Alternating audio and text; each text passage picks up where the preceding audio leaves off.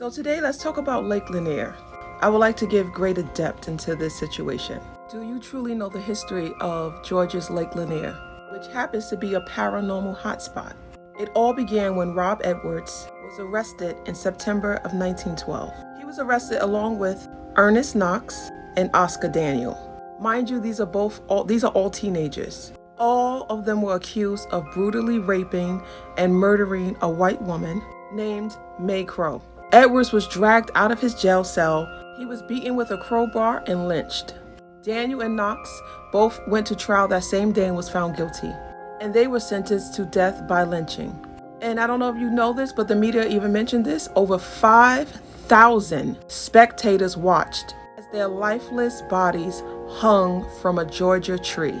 Now, mind you, 2 weeks before this even happened, Ellen Grice, another white woman who was allegedly raped by a brown man, an angry militia just hung him without due process, no trial or anything. An evil racist mob known as the Night Riders raided an Afro-American community in Oscarville, Georgia. They burnt the town down, forcing people to leave their homes. They also killed a lot of the Afro-American families in that community. A lot of them tried to run out of town to just survive, to run for their lives. But a lot of them were still buried in the cemeteries in that town. And that cemetery still exists to this day.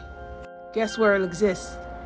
Below the lake. Did you know it was a man-made created lake that was made to raise above the land? They raised the water high enough to cover the trees.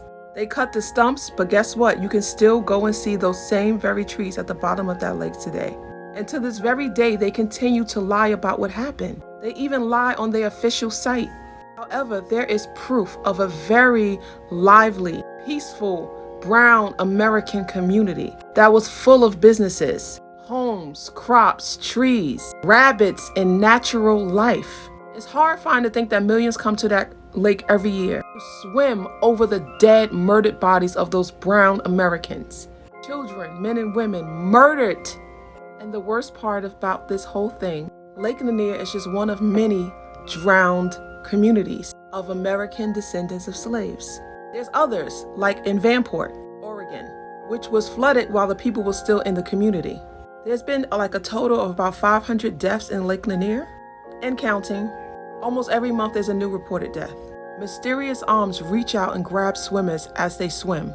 I believe these are angry spirits, and they're simply looking for revenge. If you would like a part 2 to this so I can continue telling you about the other stories and the other cities that are going through the same, and how even the show Ozark taped scenes at Lake Lanier. Coincidence? I don't think so. Like for part 2.